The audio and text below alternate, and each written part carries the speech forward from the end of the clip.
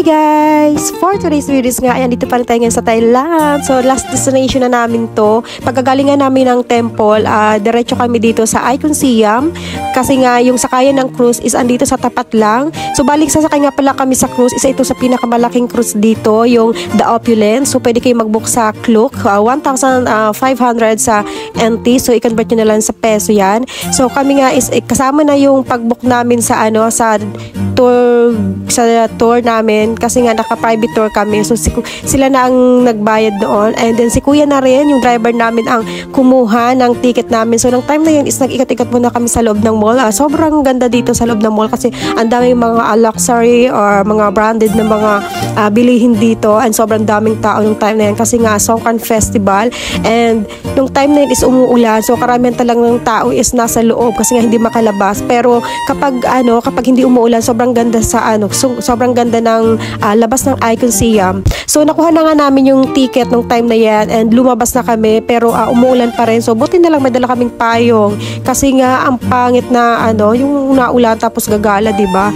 Hinanap na nga namin yung pila ng cruise namin kasi nung time na yan is mag-8 na. So bago mag-8, kailangan is naandun ka na sa pila. Yung yung time nga pala namin, yung dinner namin is pinili namin as 8 to 10. So may mga naman, may mga 6 to 8, 8 to 10, gano'n. So kayo na lang pipili ng oras. So dahil nga medyo malalate kami, yun yung pinili namin. So sa labas nga pala ng Icon Siam, kapag ganyan yung itsura, may may oras sila na may show, yung tinatawag na dancing water ba yun? Iklabo, ganun. So sobrang ganda ng time na yan, pero mas maganda siguro kung hindi umuulan. So mga nakikita namin sa TikTok, ang ganda. So ayan yung labas ng Icon Siam, and tapat lang yan ay yung namin, yung The Opulence, yung cruise. Yung time na yun is nakapila na kami, and ang sobrang haba ng pila, so hindi pa kami pinapapasok, and medyo naulan pa rin nung time na yan.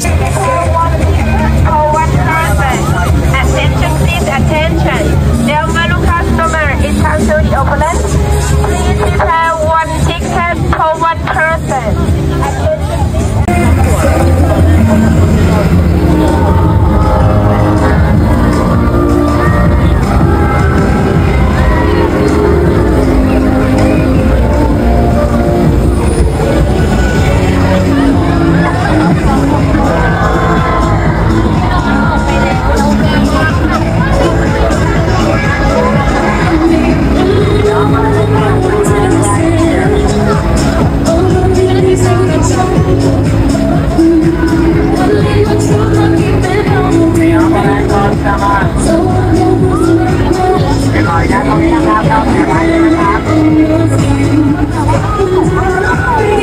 At ayan na nga, dumating na nga yung cruise na pagsasakyan namin, yung The Opulence. So bago kayo pumila dyan, make sure na yung pinipilahan nyo is tama kasi may iba't ibang pila dyan ng cruise, may mga pangalan, and then kailangan nakakabit na rin yung yung sticker sa damit nyo kasi yan yung papatunay na doon ka sasakay. Tapos yung ticket kailangan ready na para pag tinawag na at magbubukas na sila ay okay na.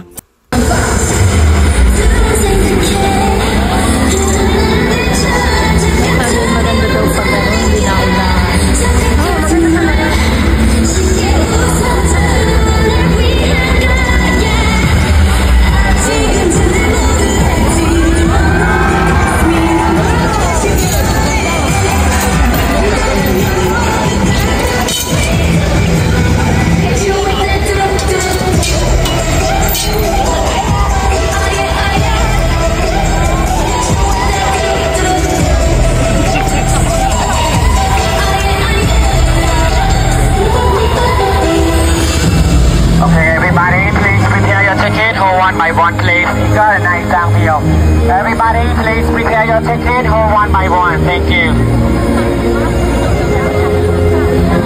Everybody, please prepare your ticket, hold one by one, please. Speaker and nice thank you. Thank you.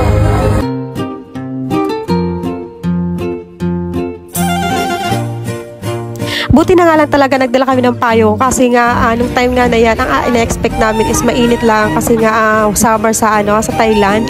And then nung time na yan, pinapasok na kami, di ba pasyala pa yung may papayong pa sila bago pumasok. So sobrang haba ng pila ng time na yan. And then pagpapasok na kayo dyan, so may mag-a-assist sa inyo kung anong number ng table nyo, and kasi nga reservation tayo, so sila na ang magtuturo kung saang table tayo uupo. So ayan nga yung table namin. and sobrang gandang-ganda nga pagdating dyan kasi nga lakas makamayaman, charot. And then sobrang daming pagkain. Mga Asian food nga ang nandito, kaya kapag magbubo kayo dito sa kung kapag sasakay kayo ng cruise, pipili kayo ng iba't ibang cruise, and then may mga menu sila sa Klook. Ayun, nakalagay din naman doon yung mga food na ihahain nila. So, kayo na mag-decide na lang kapag magbubo kayo. So, dyan nga banda kami nakaupo sa may dulo, and then sa harap niyan, sa may unahan ay may live band. So, habang nag-dinner nga kayo dito, ayan, may pa-live band pa, and then umiikot pa yung cruise. So, makikita mo sa labas yung magandang tanawin, especially yung Wat Arun. So makikita nyo sa labas paggabi, and then yung mga food, sobrang mag-enjoy kayo dito kasi sobrang dami at saka iba't iba. So nung time nga na yan, yung mga katabi namin hindi namin kilala, so iba-ibang lahi siya. So yung katabi namin sa my right side is Chinese national, and sa left side namin naman is Korean national, and yung harap namin ay Japanese national. Diba siya lang, wala kaming masyadong kakilala dyan. And then bago nga pala yung yung start, yung mga naglalayban nga pala ay inaano nila yung safetyness, yung pagsakay dyan, just in case. So, kung saang exit, mga ganun, may paano pa sila. And then, yung time nga na yan is kumain na kami. And then sobrang daming pagkain, and yung kinain ko talaga dyan talaga is yung shrimp, kasi paborito ko yung shrimp, so malalaki. So ayan, pila-pila pa rin kami dyan nung time na yan, nung kumukuha kami ng pagkain. Sobrang mai-enjoy nga kayo dito kasi nga yung sobrang ganda ng view, and then perfecto kapag di-date kayo. So talaga ito yung pinili namin para mag-date kami, charis. Ali food nga ito, kaya naman kapag gusto nyo pang kumuha, yan, pwede kayo kumuha ng mga food. So kaya naman sobrang sulit yung pagbubok dito namin kasi nga bukod sa maganda yung view, and then yung pagkain sobrang dami and sobrang sasarap. So hindi naman namin lahat natikman kasi nga nalipasan na kami ng gutom, pero sobrang sulit. Yun lang masasabi namin. Ayan, so yan, diba, nakapag-date pa kami dalawa. And then nung time nga na yan, habang kumakain, nag-enjoy kami kasi may yung live band is may pa kanta-kanta, and then may party-party. Ayan, so mamaya-maya ay magpa-party-party na kami. Pagkatapos nga kumain, ayan, nag-video nga ako ng mga food. So Asian food to. So lahat yan only kain namin yan. So kung anong gusto nyo, kuha ka lang dyan. Tapos dessert, inumin, ganun.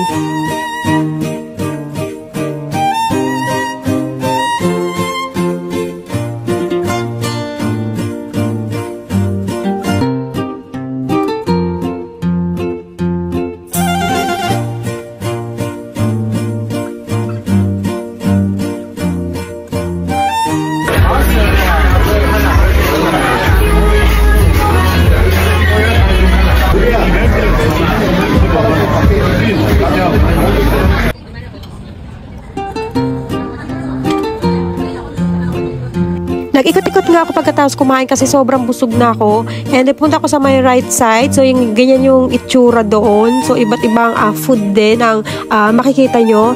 And yung pesto nga pala namin is nasa second floor, ganon. Okay naman yung namin, yung pesto kasi nga umuulan. Pero yung gusto sana namin is yung sa labas, so ay sa may taas. Kaso nga lang umuulan ng time na yan, kaya hindi na rin kami nakapunta sa taas kasi nga umuulan. So nung time nga na yan, may paano pa dyan, may anong tawag dito, yung may nag-proposal dyan, Chinese national. So sobrang sweet nilang dalawa, diba? Ganun. So pagkatapos nga niya yan, party muna kang person.